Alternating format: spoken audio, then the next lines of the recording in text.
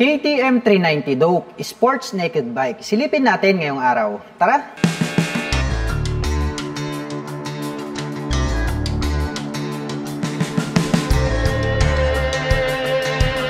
KTM 390 Dope. Silipin po natin ito pong kanyang main headlight. Meron po itong partition sa gitna at naka full LED na po ito pong kanyang high beam and low beam.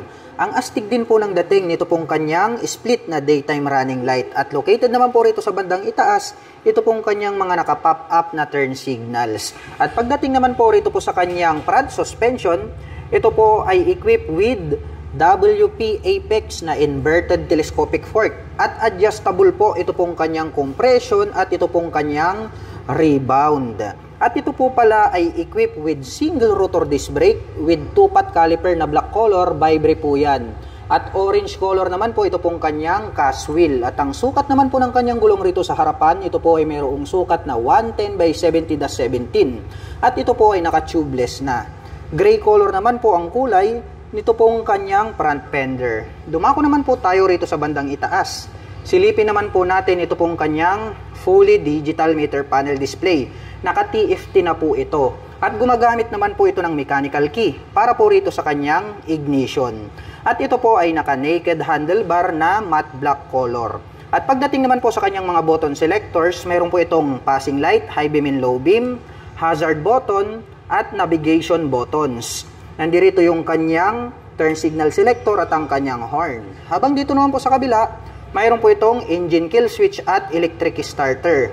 At idagdag ko lang po, mayroon na rin po itong cruise control ready for activation. At napansin ko lang, mayroon na rin po pala siya ritong integrated na USB Type-C port. Kaya para po dun sa mga mahihilig mag long rides, nating to worry about. Dahil mayroon na rin po siyang built-in na USB charging port na kung saan ay pwede po tayong mag-recharge ng ating mga dalang mobile phones and gadgets. Gagamit ka na lamang po rito ng USB cable. Itim naman po ang kulay nito pong kanyang handle grip. Black color din po ito pong kanyang mga brake levers at ito po ay adjustable. At naka-diecast na po pala yung kanilang ginamit para po rito sa kanyang side mirrors. Mapunta naman po tayo rito po sa kanyang fuel tank. Napaka-muscular ng pagkakadesenyo nitong kanyang fuel tank. Combination po pala ito ng black and then gray color. Itim din po ang kulay nito pong kanyang fuel tip. At ito po pala ay mayroong fuel tank capacity na 13.4 liters. At mayroon naman po itong fuel consumption na 28 km per liter. Para sa akin, ang angas ng dating nito pong kanyang extension cover dito na napaka-sharp. May makikita naman po tayo rito na dope in white color na decal. May lining na orange.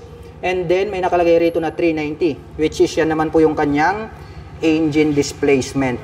At ito po palang kanyang body frame is orange color, nangingibabaw kaya talagang kitang-kita natin. Tubular po yung kanilang ginamit na talagang matibay at lightweight po yan. At ito pong kanyang upuan, black color po, ito pong kanyang seat cover. Ang ganda po ng stitches nito pong kanyang seat cover at yung pagkakatahe is matibay. Nagkaroon po yan ng partition, separated po yung upuan nito pong ating back rider seat.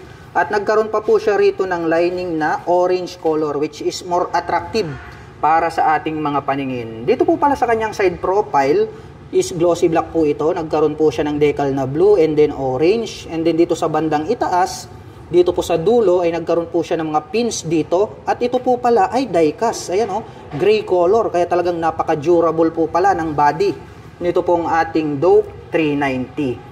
At ito pong kanyang integrated na grab bar, die-cast din po ito na black color. Silipin naman po natin ito pong kanyang taillight.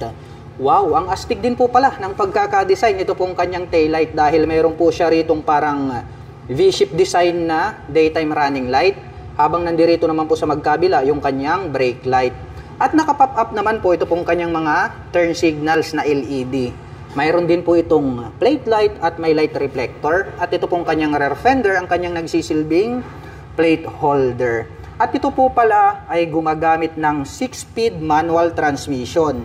At mayroon din po itong assist and slipper clutch. At mayroon din po itong quick shifter, ready for activation. At ito pong kanyang side stand is metal po siya na tubular. At wala po itong center stand. Ito pong ating pillion step para sa ating rider is metal po siya. Tapos nagkaroon ng rubber cover on top. Die-cast naman po ito pong kanyang braces dito. Habang ito naman pong ating pillion step para sa ating back rider is metal din po siya. Tapos nagkaroon po siya ng rubber cover on top. Die-cast naman po ito pong kanyang brace. At ito pong kanyang swing arm is die-cast po siya na napakakapal. Kaya masasabi natin talaga na reliable at matibay. Mayroon na rin po siya ritong chain protector. At mayroon na rin po siyang integrated na mudguard. Para just in case na madaan po tayo sa putik, ay hindi po matalsikan yung other body parts nito pong ating big bike. Dumako naman po tayo rito sa kabila. Ito po pala ay gumagamit ng single rotor disc brake with single pot caliper na bi-brake. Black color po yan. At ito po pala ay equipped with dual channel ABS. So mayroon na po siyang anti-lock braking system dito po sa likuran hanggang doon po sa harapan.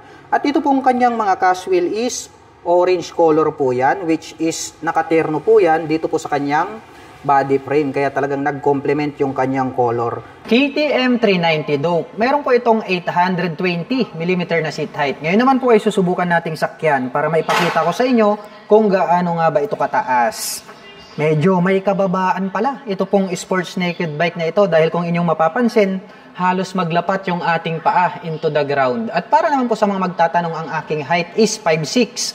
At sa tansya ko naman ay kayang-kayang i-maneuver po ito ng mga 5'3" and above. At ang sukat naman po ng kanyang gulong rito sa likuran, ito po ay mayroong sukat na 150 by 60-17 at ito po ay naka-tubeless na. At pagdating naman po sa kanyang rear suspension, ito po pala ay gumagamit ng monoshock absorber. White color po yung kanyang coil spring. At ang brand name po nito ay WP Apex.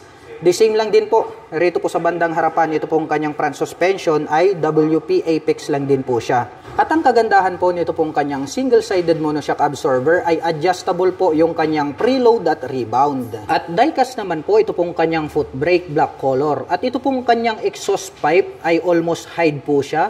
Black color din po ito pong kanyang head protection guard. At mayroon naman po itong single exhaust. At pag-usapan naman po natin ang kanyang engine specifications. Ang KTM Doke ay meron po itong 398.7 cubic centimeter engine displacement to be exact. Naka single cylinder 4-stroke at nakakapag-provide po ito ng maximum power na 33 kW at 8,500 RPM. Habang nakakapagbigay naman po ito ng maximum torque na 39 Nm at 7,000 RPM. At ang presyo po ng KTM 390 Doke ay nagkakahalaga po ito ng 309,000 pesos. At meron po kaming Father's Day promo until July 15, 2025 ay makakakuha po kayo ng 14,000 discount. At nagkakahalaga na lamang po ito sa cash ng 295,000 pesos. At kung gusto mo naman pong kumuha ng hulugan ay kailangan mo pong mag-down payment ng 92,700 pesos. At mayroon naman po itong 9,833 pesos sa loob po yan ng 3 taon.